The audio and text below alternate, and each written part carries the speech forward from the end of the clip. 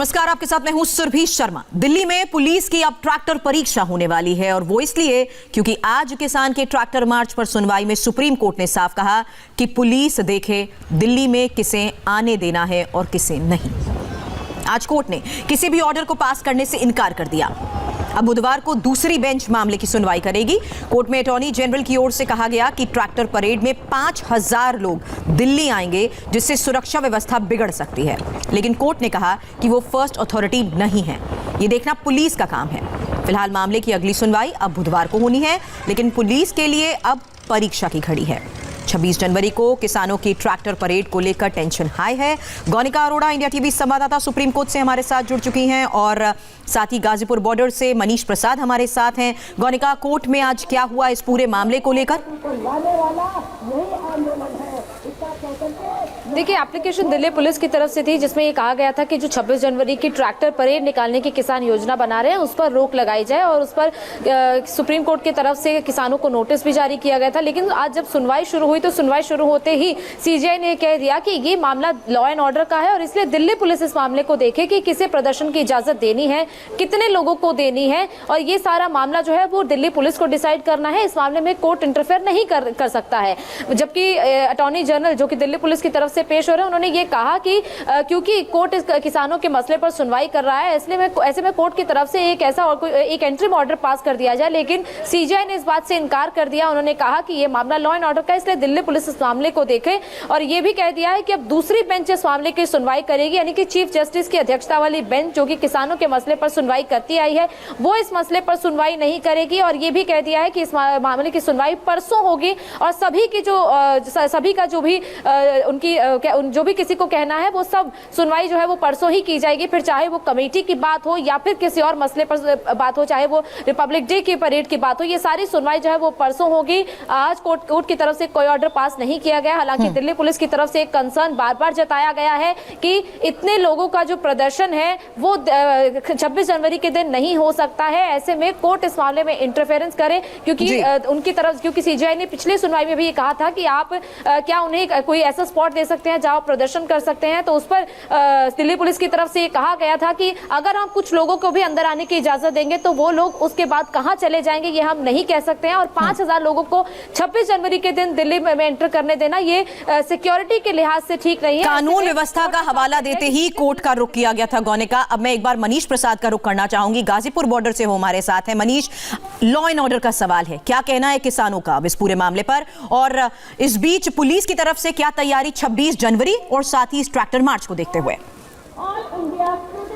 सुरभि, सबसे पहले मैं आपको गाजीपुर बॉर्डर की तस्वीर दिखा दूं। यहाँ पर जो महिलाएं हैं उन्होंने पूरा मोर्चा आज के दिन का संभाल रखा है और किसान अपने महिला दिवस के तौर पर इसको मना रहा है। स्टेज पर महिलाएं हैं, साथ में आगे की तरफ जो पहली पंक्ति है जहाँ पे अनशन उन्होंने किया है वहाँ पर महिलाएं हैं और ये पूरा महिलाओं का पूरी तरीके से एक लंबा काफिला है। वही दूसरी बात, अब दिल्ली पुलिस ने खासतौर पर 26 जनवरी को देखते हुए जो हमारे सीनियर ऑफिसर्स हैं उनसे हमारी बात हुई। उन्होंने कहा है लॉ एंड ऑर्डर व्यवस्था कायम करना एक सबसे बड़ी चुनौती है, क्योंकि अगर किसान अपने ट्रैक्टर्स के साथ आगे जाता है तो खासतौर पे गाजीपुर का जो मेन एक्सेस है वहां पे उसे ब्लॉक किया जाएगा।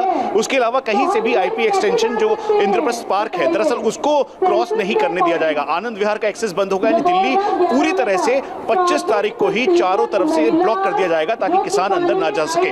अब सुप्रीम कोर्ट कह रहा है दिल्ली पुलिस ये तय करेगी कि लॉ एंड ऑर्डर की व्यवस्था कैसी रहे, क्या रहे, उसी के आधार पर आप 26 तारीख को अपनी रैली निकाल पाएंगे। नहीं, देखिए, लगातार हमने घोषणा कर दी।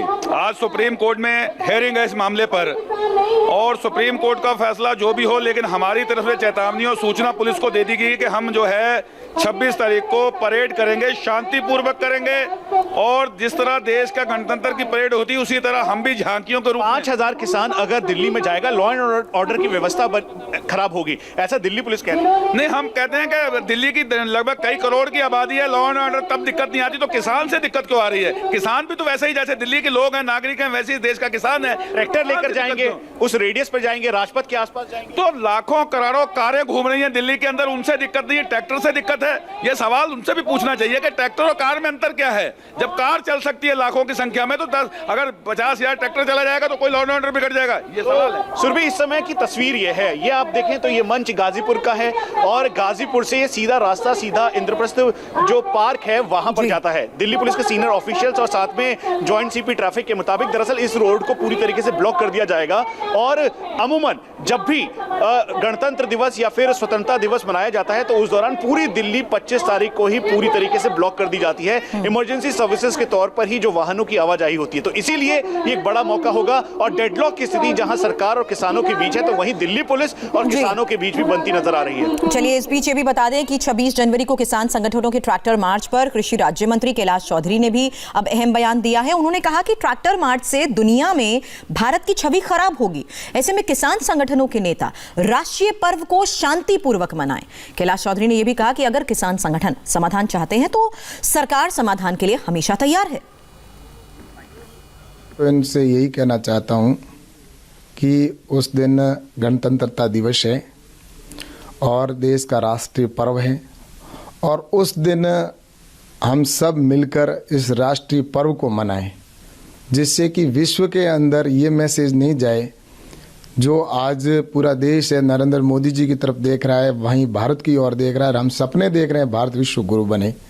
उस दिशा के अंदर हम जा रहे हैं और वहीं पर अगर देश के अंदर जिस तरह से यूनियन के नेता हैं वो अगर इस तरह का अगर काम करेंगे तो मैं सोचता हूं कि विश्व के अंदर अपने भारत की जो छवि है उसमें कहीं न कहीं कमी महसूस होगी, मुझे ऐसा लगता है। यूनियन के नेता समाधान अगर चाहते हैं तो समाधान निश्चित रूप से करने के लिए भारत सरकार खड़ी है और पहले दिन से हम कह रहे हैं कि जो आपके इशू हैं इस कानून के अंदर अगर संशोधन करने की आवश्यकता है तो उसके लिए तैयार हैं, लेकिन ये नहीं कि सिर्फ हम चाहे वैसा हो। देश किसी के कहने से नहीं चलता। देश जनता ने जिस जनता ने जनाधार दिया है उन्होंने नरेंद्र मोदी जी के ऊपर विश्वास करके दिया और देश के किसान और आम व्यक्ति ने दिया है, तो निश्चित रूप से ये देश को आगे बढ़ाने के लिए और आम व्यक्ति तक सारी सुविधाएं पहुंचे, जो 60 साल 70 साल के अंदर नहीं हुआ वो काम अब नरेंद्र मोदी जी के नेतृत्व में हो रहा है।